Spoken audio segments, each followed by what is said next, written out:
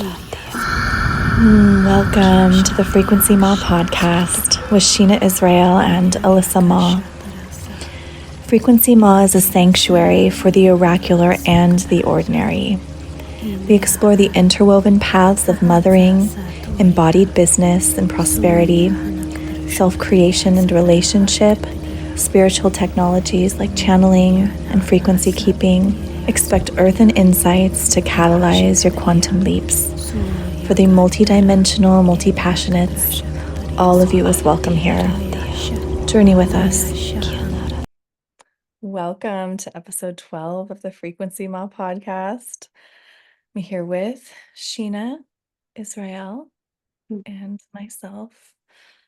And we have just completed recording the podcast, and we're going back and recording this intro and going to give you a little taste of what's in store, which is very much a reflection. I think the way that we held the space is very much a reflection of the kind of, both the 2024 energetic themes and then also, kind of looking ahead into 2025, but specifically like this ooey gooey point of, as Sheena shares later in this episode, of being in the chrysalis. And so, really honoring this time of not being in a space of clarity or precision and allowing the movement of the kind of pre-conceptual to be really present without needing to change anything, without needing to solidify anything.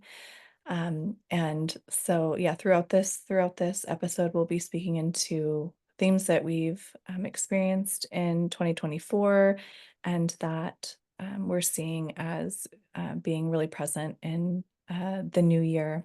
And so we hope you enjoy this episode. And just a huge, huge thank you to everyone who is tuning in. We appreciate you. And anything else? Yeah, I just want to say that because we are honoring this like ooey gooey chrysalis phase throughout this whole conversation, that as things arise, they're just kind of going to be dropped in. And then we're talking about them as they flow through. And there's a lot of synchronization I'm noticing within this conversation. And so I just want to thank everyone who is here and who is going to be joining us in this experience. And to just say, like,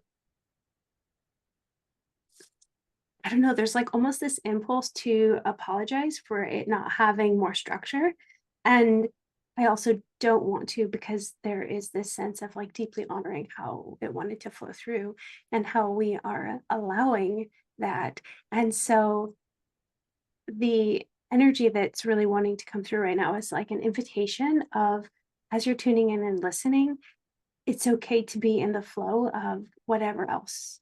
Of course, that's always allowed. We all get to choose how we listen to information.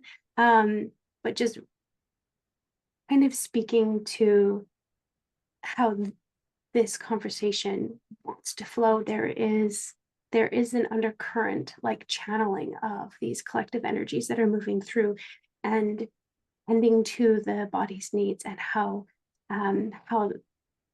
intelligence wants to be integrated, I feel is just like a beautiful invitation in receiving the energy that's woven here. This is the energy that we're speaking of 2024. Like, we're talking about it through our experience with the podcasting and what we're noticing, what we need to have, what we needed to move through, like the integration of AI and also like being aware that it's not quite there yet. Like, it's not available to serve us at our level at the moment. And we don't need to go into like rejection of that, right? It's not good enough or whatever. It's going to grow, it's going to learn, just like the consumer of well, anyone joining us here, like in a business, whatever the consumer and the product, or anyone joining us here is that's also going to grow. And so there's this understanding of honoring what we have now, being grateful for what we have so that more Yes. can come.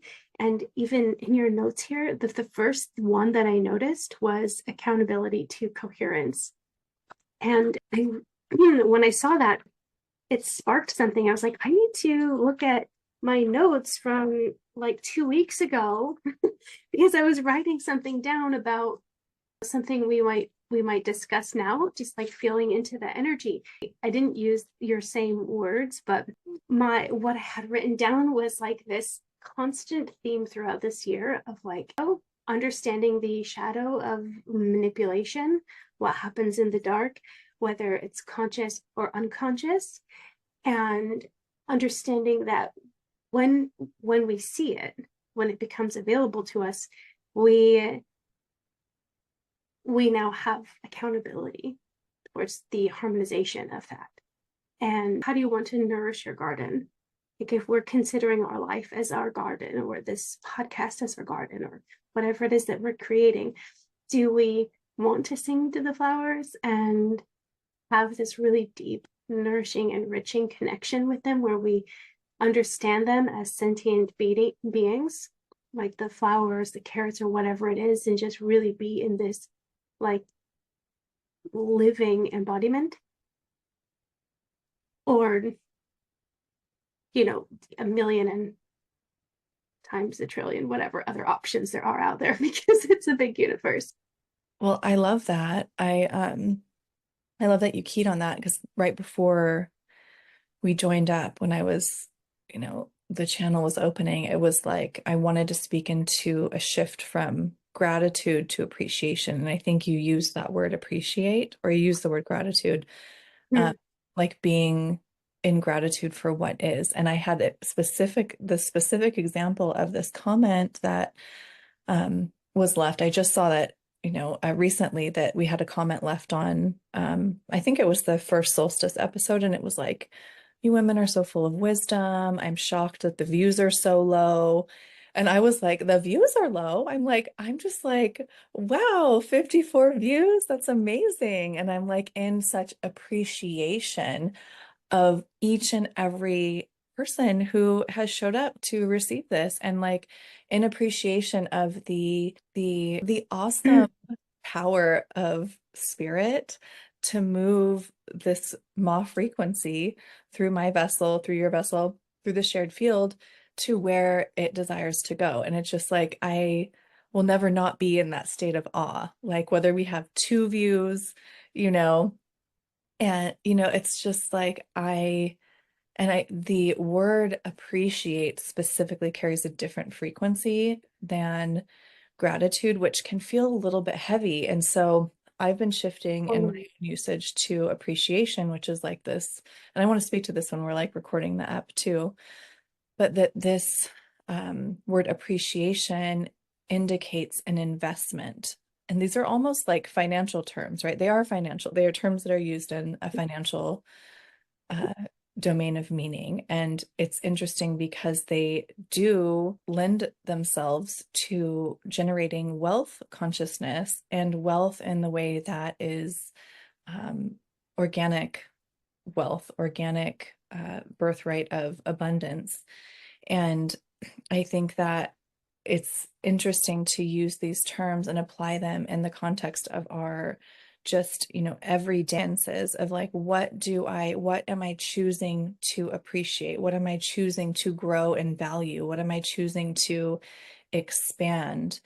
And it just, you know, it's such a rich invitation to kind of go in and ask myself, what am I choosing to appreciate today? Because it does have that more direct line to prosperity, whereas gratitude feels a little bit like moralizing, and and it's just, this is maybe just total personal preference, but it's been a real gift for me to, we do at the end of the day, we'll do like three gratitudes, what are your three gratitudes? And that, we can still, we're still weaving in that space of, amplifying what we're noticing.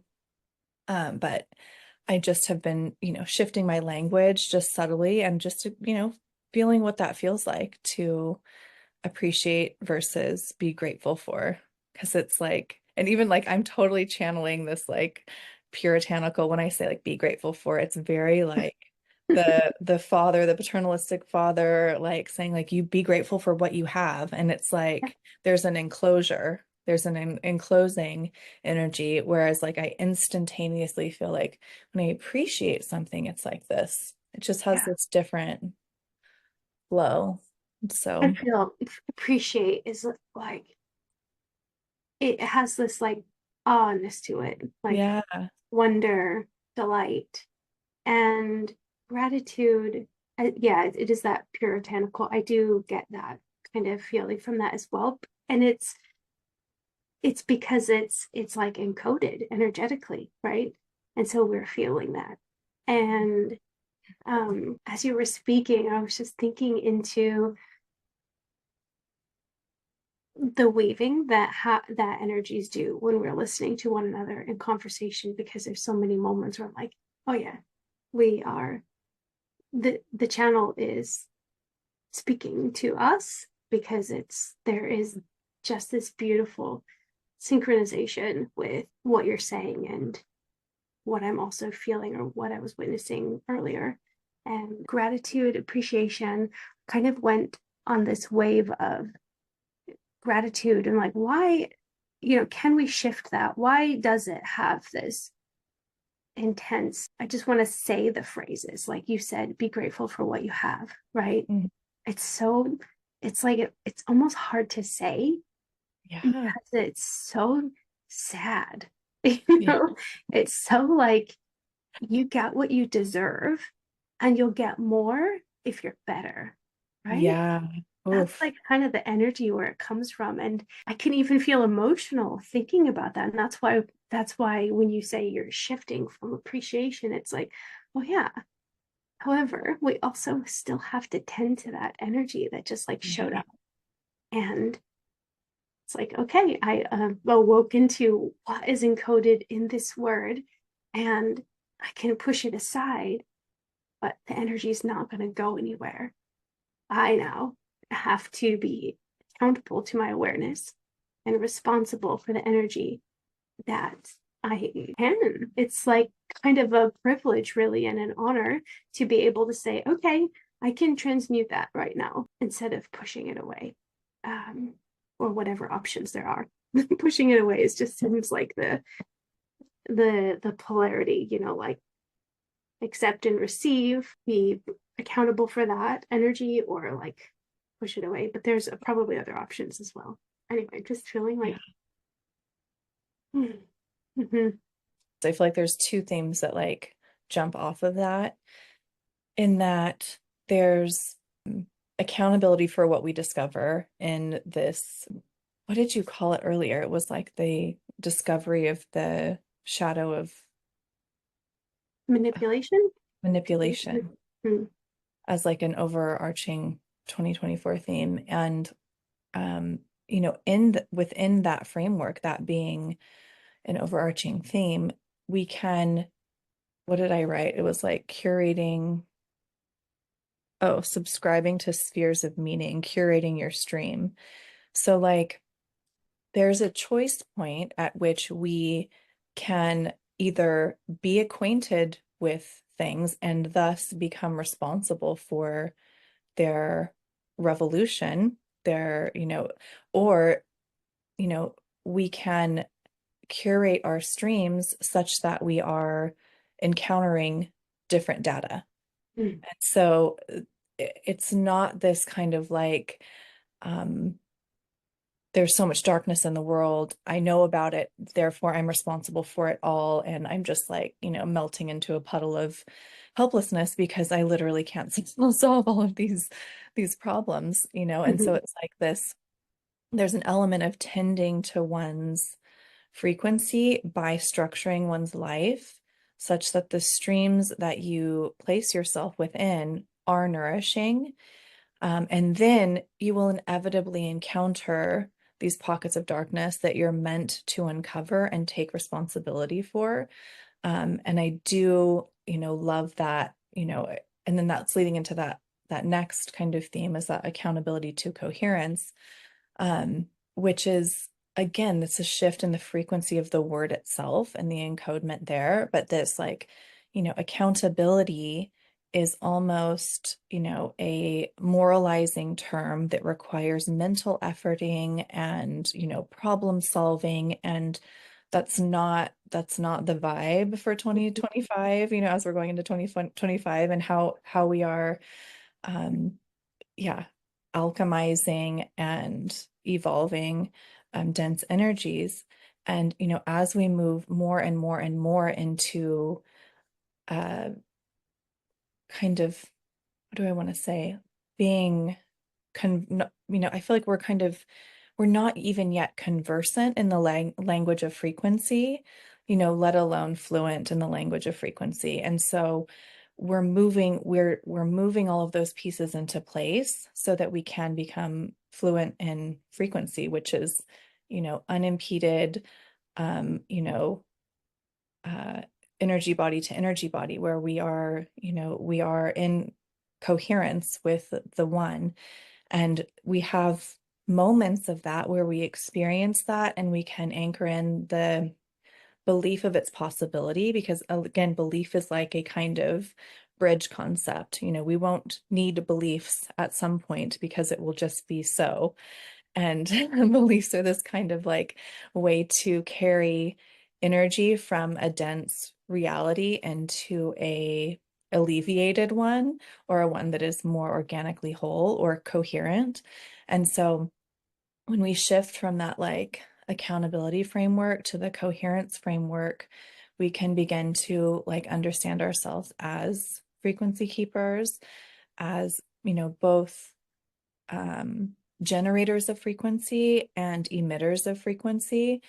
And, that becomes the process. It's of what is coherent, not like this mental moralizing, what can I take accountability for? It's really just one of it's energetic in nature. And um, yeah, I I feel like there's a lot more to explore there that I just uh don't I don't I'm not channeling right now, but it's like we'll continue to feel into like what that means as we move into the year.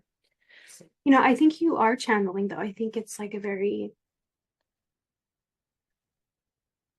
magnetic kind of way of channeling where there's things are coming through, and I have, like an entire page of notes that wants to move into structure based Yeah. off of what you have just shared, what I just shared, and before that. And it seems like a dumping. It's like very chaotic. It's like this, Yeah.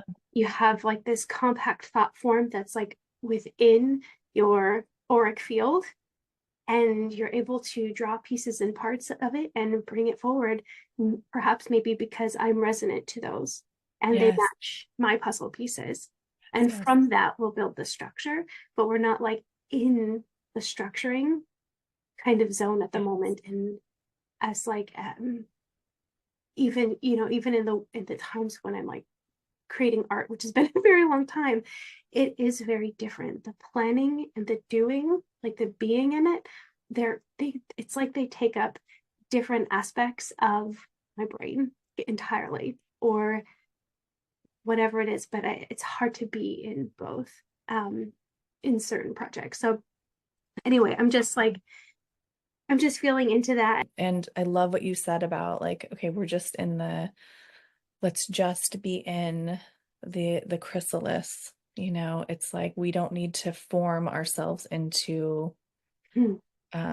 the, finality, like the fixed, finality of some concept. We can let it be open, let it be soft. This is the point of the unknown, like this is direct connection to all possibilities is like, that's that solstice point. Like we're right there.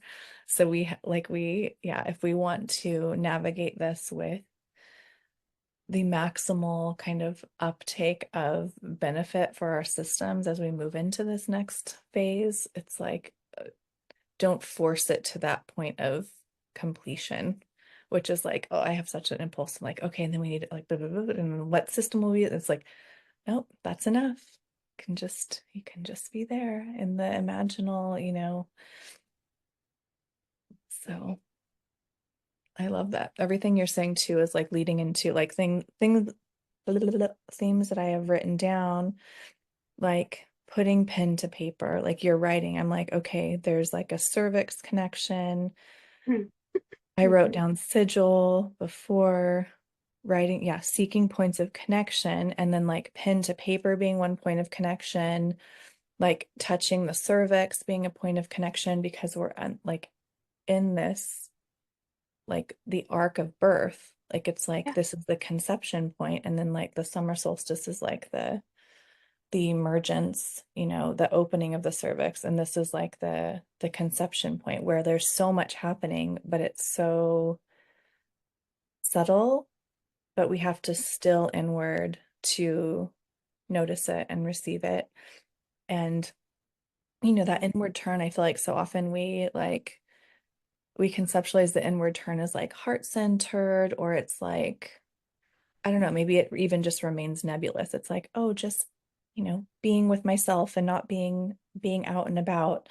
But it's like we can focus that inward turn, we can focus that on specific energy points in the body to awaken and activate our potentials. And I've just like, I feel like this, like I keep seeing it's more visual, and it was like, oh, I think that's the cervix, but like this, like almost like black hole, like everything, like the totality of all of creation, like reversing back into this single point of stillness. And it's like, oh, that is like the celestial like origin point of all matter, and like we hold that within our little microcosm of a body, and like it feels so related to like everything we've shared in part one of like the kind of the invitation into the ever-present orgasmic field. And it's like it's very real,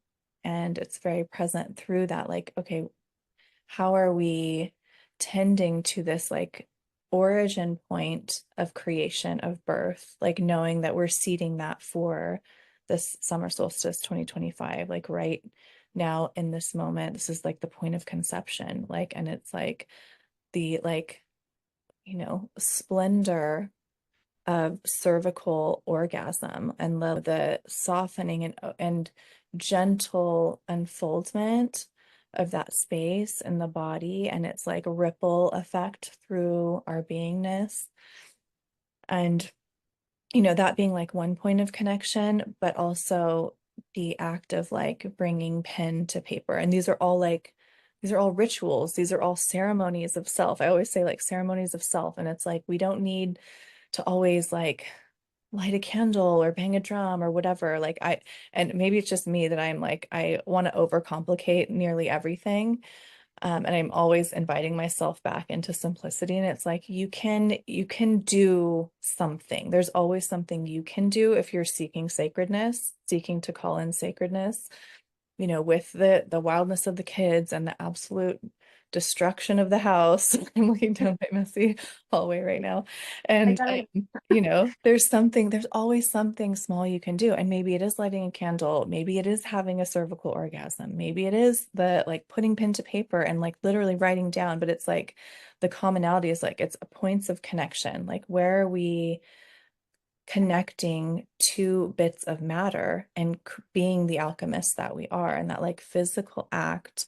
Because I think so much as like quantum creators, like I can just live a whole lifetime in my mind and like never put a pen to paper, and it's like, no, like take all of that and still it inward, and take that next step and like write down what it is that you're seeking to create in 2025.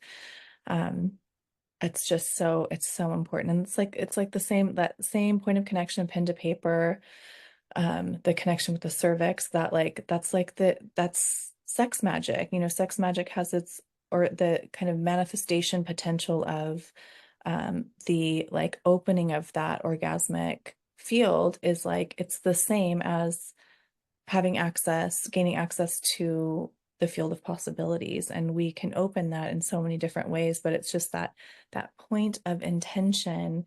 And, you know, when we're drawing what is unseen into the world of form, there has to be some point of connection to the physical realm. And so, yeah, for all of the kind of um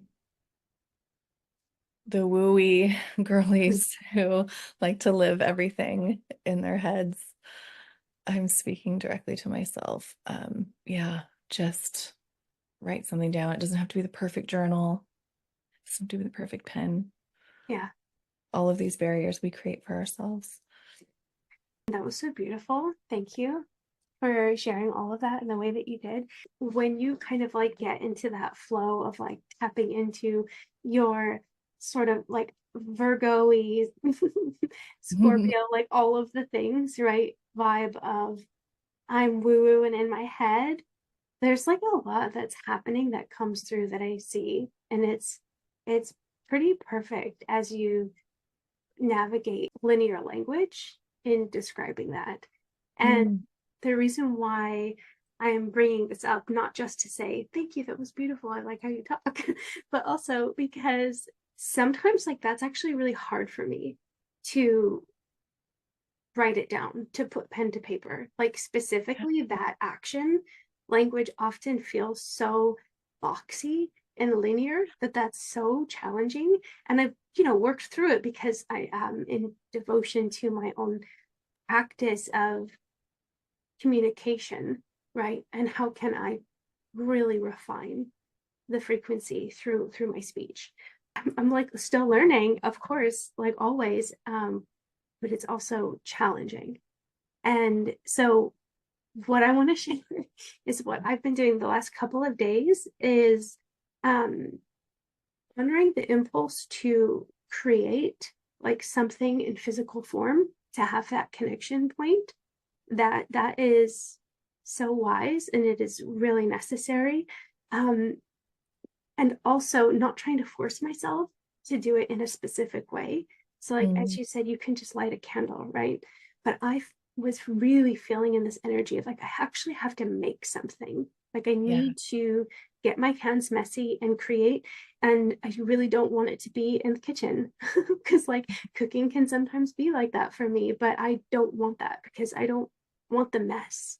I don't want, like, to have to clean up the momentum. I want this to be something that is nourishing only. And um, so what I've been doing is just like working with clay. I realize that probably sounds messy, but it's not that messy. It's easy to set up and put away, and then it's like not in sight at all. I heard it And before you even said it. I saw you working with clay, a vision of you working with clay. It's so amazing. cool. I love that. But yeah, there's no agenda to it. I'm just picking up the clay because it's been there. I've processed it, I harvested it.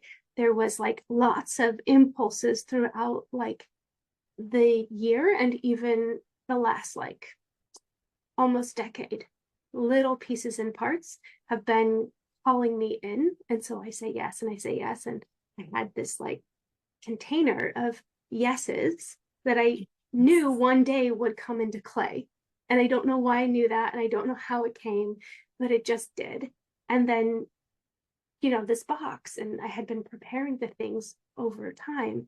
And so, like, it's actually ready for me to work with, but I don't know what it's for. I need to save it. I need to save it for something special. It's got to be something special. And then, um, and then in the last couple of days, I just realized like everything's special right now. Like I don't need Yeah. to save that. The impulse is there. I need to, I need to just touch it. I'm just going to touch the clay. Now I'm going to add some water to it. And I'm going to play with it a little bit and just let it be what it was without knowing what would come of it. And after like a few hours of like allowing our living room to be messy, where Otis is working on clay and also doing a million other things, and I'm just doing that one thing. Um, something was created, and it feels like delightful and special, and that's it.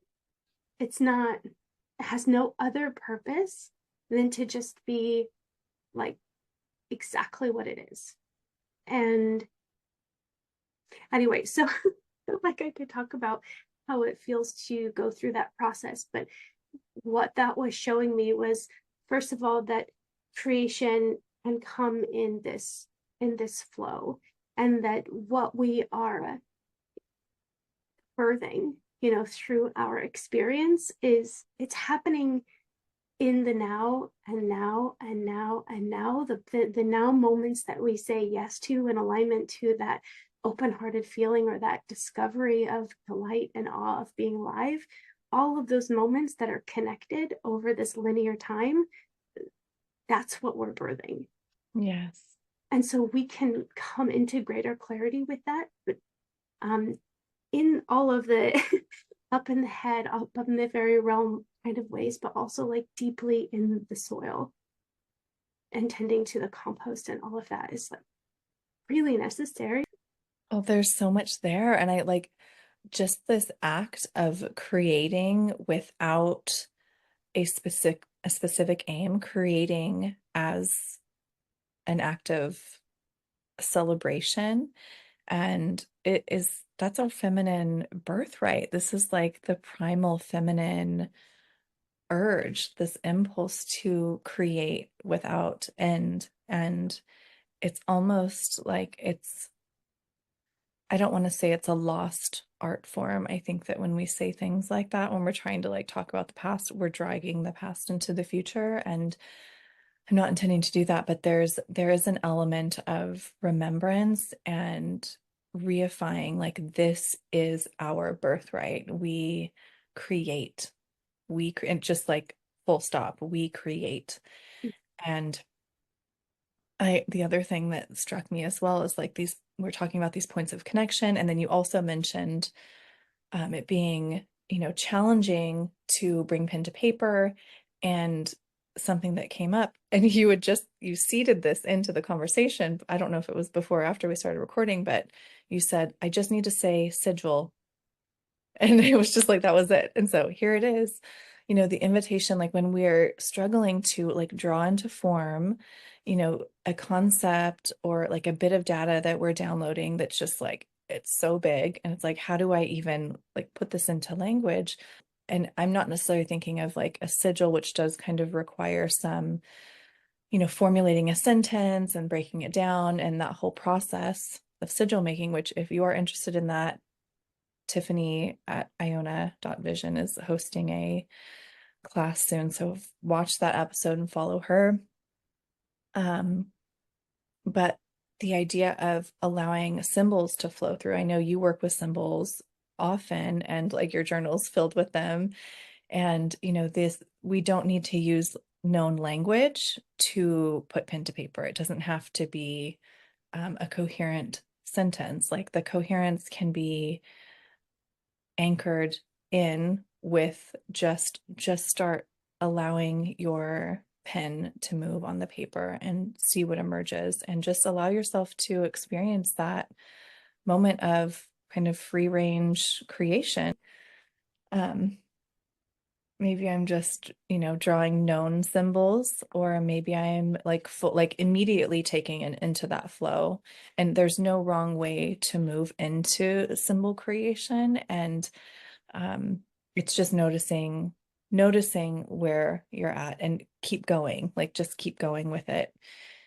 And it doesn't have to lead to, and again, to that point of like, we create, it doesn't have to lead to then now I did, 3 pages of notes that are fully coherent and I'm like very pleased with and want to publish online. It can just like be a couple pages, but the act is so powerful. And I do feel like there's like a lot of resistance to that, especially with the digital, like I'm in my notes app all the time. And it's like, okay, can I just actually write that down? Like, and I've been reminded of this because Arden, my son, is very into cursive, and he's like an unschooled wild boy. So, he's just like really into cursive and this kind of, swirling script. And it's like this is a primal human experience of creating, these symbols and marrying meaning with this act of creation. And so, yeah, it's fun to explore that. I love that you mentioned cursive. I was um yeah, like demonstrating the alphabet in the cursive alphabet and the different variations uh for Otis today and for my son. And um he likes to look at it. I was just like feeling into it, and I nearly exclusively write in cursive. It's how I learned, and I learned really young because my grandmother had beautiful penmanship, and I just wanted to do what she was doing. And so I was writing in this very like old school script by the time I was like 5 and very young. And for me, it is absolutely tied to sigil work and symbols because like you're able to when we're writing something down where we have this like focused point of energy and we're channeling it into something in physical form, right? This is like what spell work is, right? It's a Yes. sigil, it's what we write, it's all these things. And that's of course true of art and paintings. We can feel the energy of it. And so when we're going into this practice of taking like what is in our auric field and just like dumping it onto the paper, it's okay to just like stay in that energy, get it all out. That's totally fine. It's like the pieces and parts of the caterpillar kind of deconstruct within the chrysalis, right? And just allowing the energy of how we're feeling in that moment to be channeled into the sigil work. And it's like I feel like sometimes it's really fast and messy, and I'm not sure what the purpose is. But sometimes it's very like slow, and I can feel the energy moving through. And there is it's like a containment of that field, of that frequency. And I mean, I'm sure many people already know this, but just applying that practice to everything that we do is just opens all of life up as like this giant playground. Of course, it can be like daunting and like, oh no, everything I say is manifested, and whatever I do, like I have to be so careful. But instead, we could also just be like, everything is a playground. I have when we were talking about manipulation earlier, um, I was just kind of like understanding that there are these inherent, not inherent, what is it? There's a lot that we're deconstructing within human consciousness right now as a collective. And some of that is things that have to do with our worth and our value, like inherently as creator beings. It's also, our power, our personal power, our collective power, where we're putting it, where we're agreeing to it being siphoned, all of these kinds of things. But and also we are all channels, right? As this I don't know, you used some beautiful words last time. But we're also antennas, and I feel that tuning back into the idea of our body as an instrument and also this focus point, we see these manipulations, and when we tend to re-nourishing our inherent value and our worth, and understanding the mechanisms of our power, how we can actually use it, whether it's just creative power in general. I feel that that's a lot of the shadow that we have been moving through in 2024. And there's obviously been a buildup. And for whatever reason, I'm personally feeling like that kind of mushy phase where things are just gooey inside of the chrysalis. And I had this thought this morning when I was feeling into that. I thought, like, so what is the driving force of um, the reconstruction? And I don't even want to use the word reconstruction because a caterpillar is not a butterfly or a moth. They're very different. So it's not like, it's just the building of the scaffolding of whatever form it's going to take, whatever expression it's going to take. Its, you know, qualities and its service and its purpose, all of that shifts as from a caterpillar to a butterfly. And so what is the intelligent life force there that is telling the DNA of this slop to form as a moth or butterfly? And yeah, that's where I feel like we're at. And that's where I feel like our power is. We get to choose, like, what is our driving force and what form are we going to take personally, collectively, as a species on this planet, as, you know, beings in a shared universe.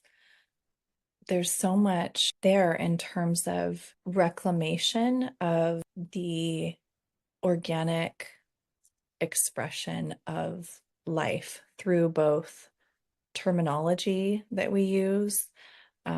That's kind of the way that I'm experiencing it kind of most pressingly, as we kind of like, it's like a shifting of the poles. Like we are quite literally tuning into the ways that concepts, historical figures, etc., have been misabused and inverted, and we're writing the inversion. So it's that this, but it's like a literal pole shift. So we're getting into the textures of these inversions. Like, for instance, I'm thinking specifically of, like, I love that you described this like chrysalis state. You can get a water bottle.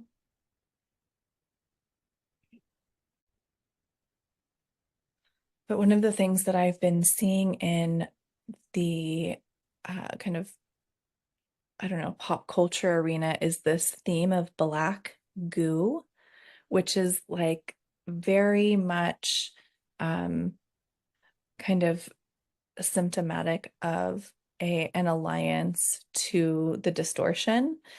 And so it's really interesting to contemplate, like when we see these distortions in the field and we notice that they are distortions, and like this is so prevalent in like children's movies and, you know, everything, all of the media that we consume, there's so much that is hidden just behind, like it's just noticing of the distortion and then going, okay, well, what like absolutely magnificent, grand, glowing truth is this obscuring? Because I think that there's a tendency to, like, when we notice something that has been distorted, that we like pull away from it. And this is like the, like, you know, fundamentalist reaction, you know, in the realm of religion, to like reject, you know, sexuality, for instance, because it has been misused and abused in pop culture. And so we reject sexuality out of hand, rather than recognizing that like the pure, innocent expression of sexuality is in fact our life force energy and must be honored. And that there's, you know, there's a reclamation that requires meeting the distortion and then meeting, you know, the organic underlay. So I feel like that's like a huge thing, is uncovering what the gift is in these distortions. And it's very subtle, and but it's very powerful. And I think, you know, like what we were speaking into earlier about the gratitude and appreciation shift, that's how subtle it is that we can notice that, like, oh, there's some encoded data in the use of this term gratitude that is plugged into a larger form of consciousness that is associated with impoverishment. But that brings me to this additional theme as we move into 2025 and beyond, is this movement from ownership to stewardship. And, this has been something that has been evolving and rippling through the fabric of our very real lived experiences, I feel, since like 2019, 2020, that time frame. This collective urge to like buy land is, one of the ways we saw it manifest, concomitant with the like also this urge to perhaps be in community on this land. So but this, in our like individual experiencing, we need places to live and nourish ourselves and our children.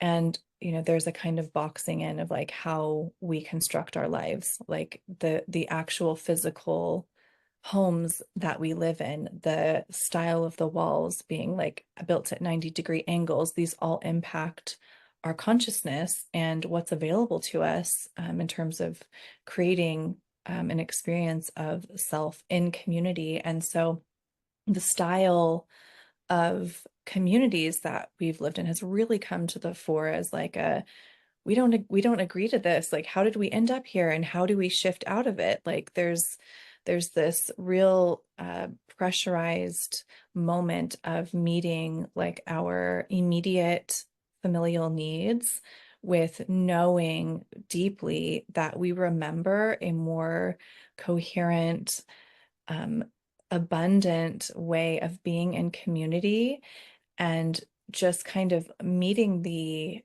uh, unknown of how to even begin the conversation around creating these new communities. And then, alongside that, we have like the imprints that we have of like communal living are like cults, and that's like, again, another thing that's amplified in that's a distorted way of kind of, controlling and keeping us from exploring those types of things, is that we see these like cult documentaries coming out, all of the time that, yeah, are describing, scenarios in which power and abuse occurred, but that's not the whole story of um, how we've lived in community. There's plenty of instances in which we have lived in community in ways that are deeply enriching. And I think that like underlying this shift has been a softening of our need to own land, to own a house. That whereas before that was like the kind of pinnacle of security. It was like, or not the pinnacle, but it was like the baseline of like, okay, if I own land, if I own my home, then, I've kind of claimed my I've claimed my corner of the earth. And like from there, sovereignty can emerge. And it was like, very related to this like, lower chakra sense of security and, like needing this in order to create abundantly, like really like um feeling without that kind of like stability, that the dreams and aspirations that we have will not be possible. And I think that's been really deeply shifting into the like,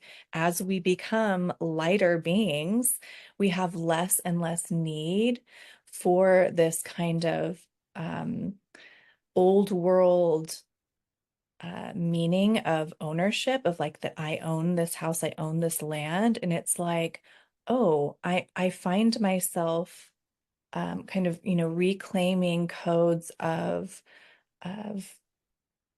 like, oh, I'm wanting to say like the wanderer. I know this is something that you deeply resonate with, and like that's part of your project, is this kind of nomadic embrace of like being a steward of consciousness and a steward of the earth wherever you find yourself. And it feels like something much more than just like me saying these words. Like it's something that's like embodied. Like I feel just, yeah, so much has come through in terms of conversation with other women who are like deeply experiencing this shift of like, I always thought I would, like, I'm in my dream house and like I'm selling it, and like I'm, there's just so much movement, and this like this call of spirit to steward the land and to have the sense of home, the sense of place be internally derived, is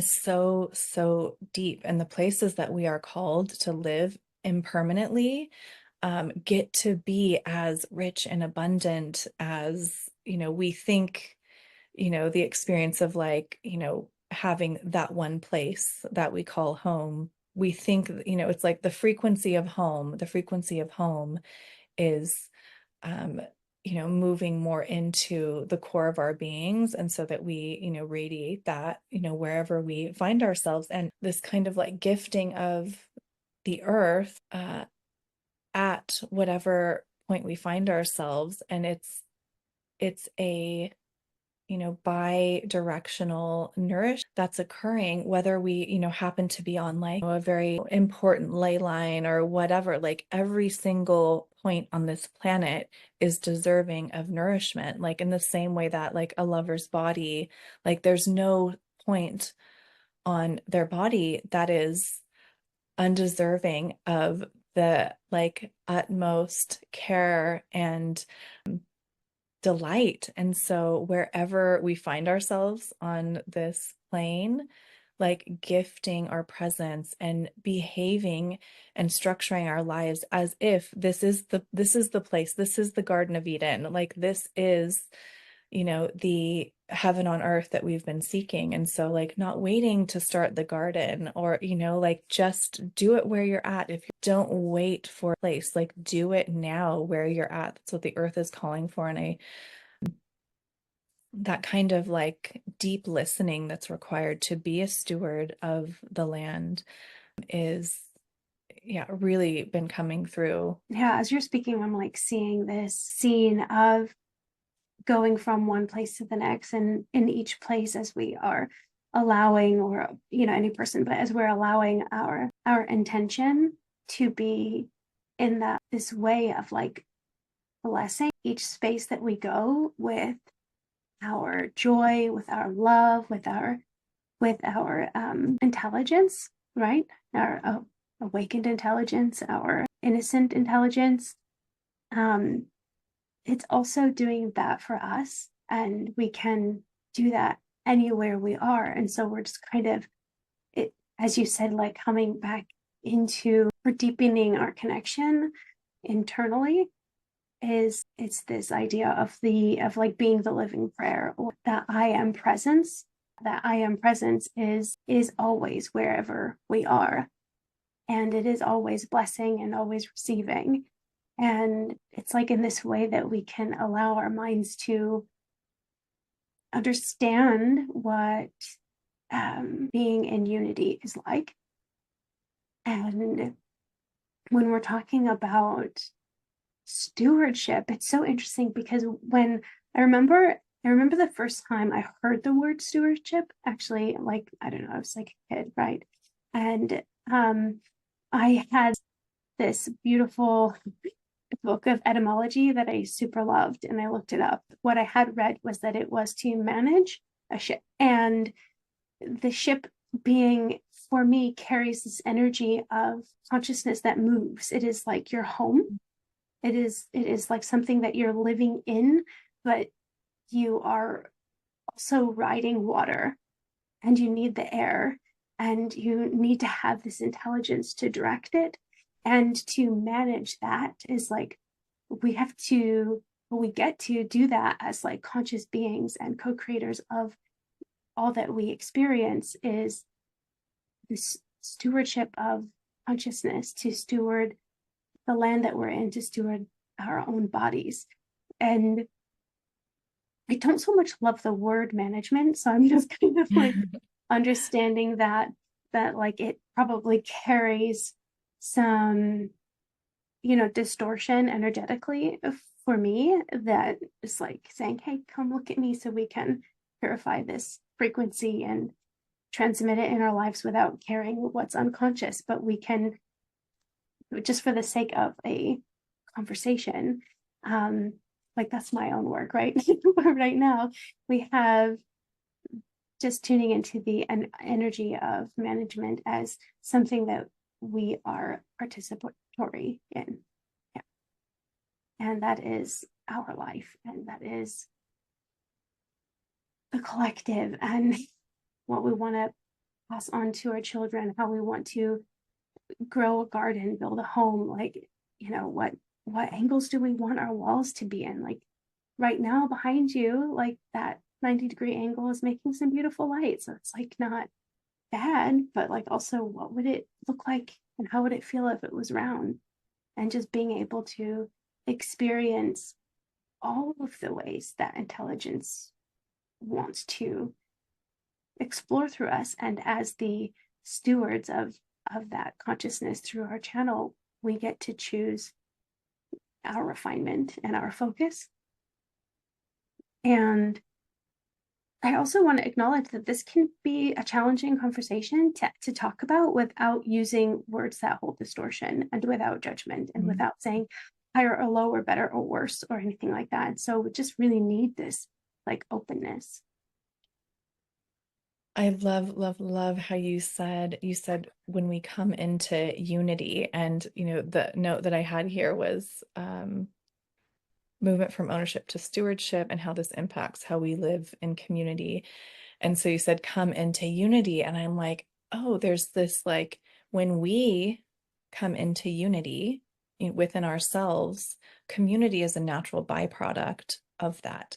And we are definitely living in that ooey gooey in between. We are in the chrysalis where it is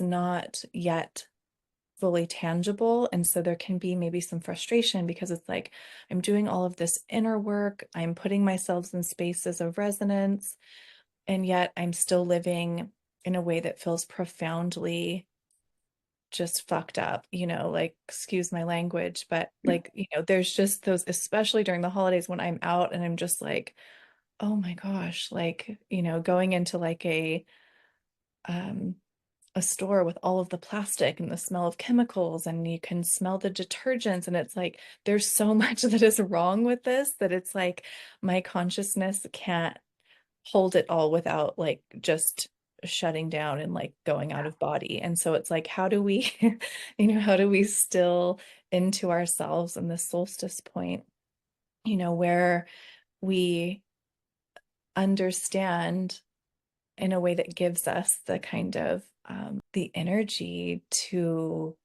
continue on this mission, despite like all of the overwhelming evidence that like it might not happen in our lifetime, like how do we still into this unity and remain in the energy of trust that with inner unity, community will emerge. And I think, that's part of this move into our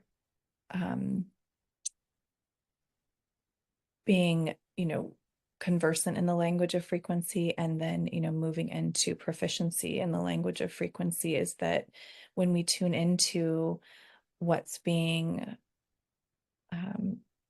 called in a single moment, that moment by moment consciousness that you were speaking to earlier, then we create these patterns, we create these little breadcrumbs that, like your clay, where you're collecting these bits of clay from all over the earth, not knowing how it's going to come together, and and then now years later you're like molding it into something. It's like we're leaving ourselves, by tuning into whatever's needed in that particular moment, we're creating these patterns that, in a few years' time might come into a very specific and tangible form. And so remaining in that trust and, consciously putting ourselves in places where we can affirm that for ourselves. Because I think a lot of times when we talk about like, oh, just, trust the process, it's not just like a mental trick. Like, you don't just have to trick yourself mentally into trusting the process, but curate your stream. Back to that theme of like curating your stream. Like, are you putting yourselves in places where your life is being affirmed, like the purposefulness of your life is being affirmed. And so that's so crucial, especially I feel like now when we're in this, like, it's a tender time. It's a tender Mhm. time Mhm. because so much is happening. And, that kind of tenderness, the tenderness of the cervix, which is like there's so much pleasure there, there's so much creative potential there, but there's so much tenderness as well, and there might actually be numbness, so tuning into the frequency of whatever you find in your innermost core, and allowing that to guide what unfolds over these next 48 hours, and not just the next 48. I don't mean to put like a specific time limit, but we're in that solstice energy as we speak, and that deep self-reflection. And I just keep getting this image of like being in the kind of birth cave, like being in a space where you are so deeply and primally connected to yourself and source, that like no external stimuli is welcome. Everything is internally sourced, and there is just like this um wildly vibrant influx of energy, but it only happens when we still into ourselves and we get so internally focused. And so allowing that duality to dance in our fields and create that sense of unity, the absolute, exquisite influx of codes and um, guidance that is inflowing at this time, but also, so that there's just like an incredible amount of movement. And then there's also this like incredible amount of stillness. And so being in that dance. Yeah, I love that. I love too when you were sharing about trust the process, you had said. And I mean, yes, absolutely. Trust the process. That's not a false statement. I think though we can ask ourselves more often than we do, what is it that we're trusting? What are we putting our trust in? And um yeah, what is that? There's a follow-up there, not just what we, it's like, what are we putting our trust in? Where are we putting our power? And what is that focus point? So if you say trust the process, then typically there is an invitation there that says there's something is in process. So what is in process, and how are we being intentional with that frequency? That it could be something very specific. I guess like if we're talking even in human design terms, right? This is like specific manifestors versus non-specific, and it could be something very specific, and we don't need to go into the territory of like what are you manifesting, but as we're talking about stewardship and in our own personal refinement and this consciousness, I feel that we can also bring manifestation into this, because it is like, what are we making manifest through our intention? And trusting the process gets to be, if I am sending out the blessing or the prayer, right? And being that living prayer, going back to Tiffany's conversation about the sigil, there's if I am being that through the refinement of my own focus, then the process I am trusting is in universal law of resonance to that focus point. So really, again, it is just as within, so without. It is still bringing it back to us. And you said all of that already, and I feel like this whole conversation is kind of coming into this form of like, go within, that's that's where your power is. That's where your answers are. That's where the even the question is, the question and the answer, and the entirety of the universe, that the kingdom that we get to, or queendom, if you were, that we are living in and through, it's all there. Yeah.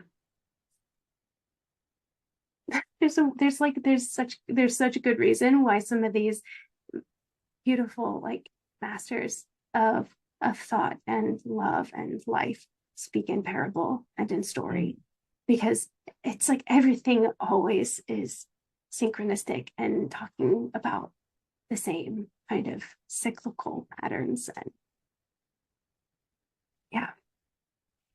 Yeah, that kind of side point, but I'm feeling led to share it, is that, one of the things that has been has prohibited me from uh, speaking out, like in terms of like, being on this podcast and just being generally more visible, is that because of the kind of uh, convergence of synchronistic expression, like you can feel such bliss by, inhering in that unity consciousness. And there's within that, there's not a need to speak, right? There's not it all is complete. There's nothing that needs to be expressed.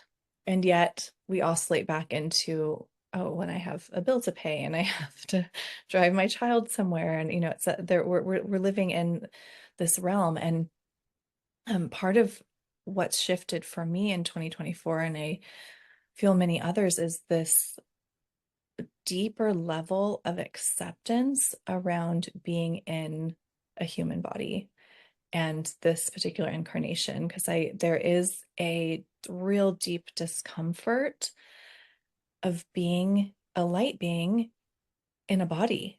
And so a lot of our efforts can be directed toward kind of like fighting that, just, fighting that, like, I know how beautiful and blissful it is, to be, in the flow of the all and to be unencumbered by a body. And yet we chose this incarnation, we chose to be on the planet at this very pivotal time, to do this work. And I feel just such a greater degree of acceptance, less impulse to dissociate, a real appreciation. I almost said gratitude, a real gratitude and appreciation. I feel like can carry that frequency of appreciation into that term gratitude and infuse that with that organic light. Yeah. But a real deep appreciation for this human body, and that, a lot of the work that I'm being called to is just through how I'm nourishing my vessel, how I'm receiving sunlight, which is nourishment, and how I'm moving my body. And so that feels very, very deeply encoded into the kind of path forward in 2025, is that, like, a lot of what we're figuring out doesn't need to be figured out at all. It needs to be breathed in. It needs to be moved through, like physically moved through. And so, a lot of the answers that we're seeking to the, trenchant problems that we have, in whatever challenges are arising and whatever we're trying to create, we can move through into spaces of clarity at the right time, because we don't always need clarity. Clarity isn't always the goal, as we're living through now. Like, the seeking clarity just feels completely incompatible to how we are during this time of undoing. That leads me to a related theme, which I believe we've talked about, but just also this, like, it just doesn't work anymore, like, to try on these kind of old ways of being. There's just like a deep incompatibility. And so, like, as we are, moving into the realization of our dreams, and we're reaching for, old tools, old ways of being, there's almost just like it's not like it doesn't require a mentalizing where we're like, oh no, I don't want to be like that anymore, I should try to be. There's nothing required in that sense. It's just like it literally does not work. And so like it's almost like you're being repelled when you reach for it. There's like a repelling motion that's just like no.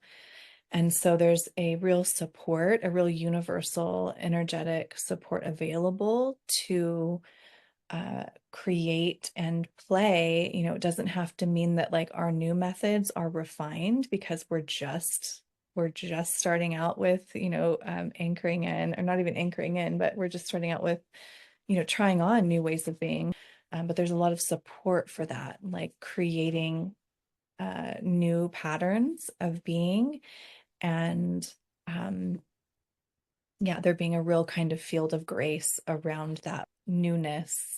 I think, a lot of the reasons why we don't try on new things is because of that, like fear of not being good at it, fear of failure. And we feel very supported in trying new things, and yeah, being quite bad at them, failing, that it's just like this field of play feels very present and feels very supportive. Yeah, it's like trusting trusting the process and knowing that we're supported. And again, like just honoring that sometimes we don't need to have any extra words there, but there was a lot of healing coming up with that. And I don't know if there's anything else from the list. I feel like I want to maybe end with just sharing an intention and honoring that, setting an intention or intending something holds such great power.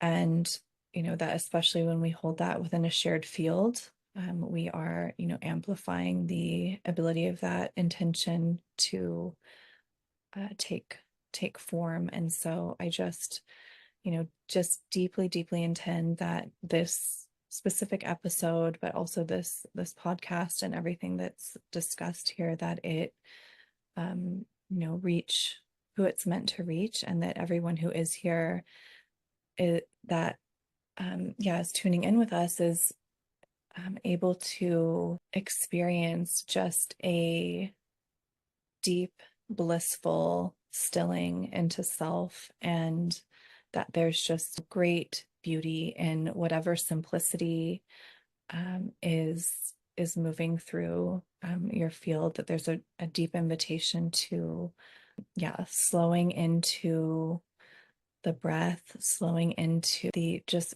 kind of pure creational energy that's present right now, and that real allowance of the unformed thought, the unformed thought form, the unformed concept. And yeah, honoring the phase that we find ourselves in as part of that, holy arc of creation. And not feeling pressured to like, oh, it's solstice, I've got to like, it's my manifestation day, I've got to like write down, it's like, if that's your organic impulse, amazing. If you just want to like take a bath and be in the garden, or have a walk in the snow, or whatever is calling to you wherever you are on the planet, how best to receive the energies of this portal. So yeah, just I feel just allowing the body to integrate, allowing all parts of ourselves to just integrate without dictation on how that looks or where it arises, and not, I guess, maybe even just like allowing no attachment to it. Just be in your movement, be in your breath, be in your creation. Get a ball of clay and just start playing with it. Just let it be. I think that that's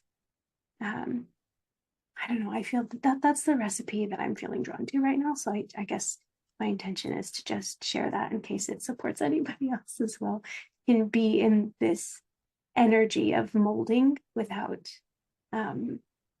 agenda with me. yes, I Yeah. love that. And a message too, to like I just have very much been that overwhelmed, overstimulated, stressed out single mother in these moments where I'm listening to a podcast and it's like, just rest and relax. And I'm like, that man, how am I supposed to do that? And so Yeah. you're like, and just feeling this like deep, like longing for that stillness, but not knowing how to create it. And, so like even then, finding like, even if you find yourself in a place that's like completely non-resonant, like the kind of the agreements that you've made when you were a different iteration of self have led you to a place where your day is just, maybe it's jam-packed with activities. I think I was on an airplane on summer solstice, and I had to shift around, like allowing that to be medicine. And so, if you find that you are in a place that feels deeply non-resonant and not conducive to like dropping in and, being in a space of sacredness, allowing that too. It doesn't mean that you don't still have access to the medicine that's here, and the medicine will reach you wherever you are, and in whatever state. And so, yeah, just sending blessings, and yeah, such deep gratitude. Where this is episode 12 of our first season, and yeah, just like in celebration of this beautiful shared field of frequency Ma. I'm grateful for each person who's tuned in here, and we would, like we said last time, we'd love to hear from you.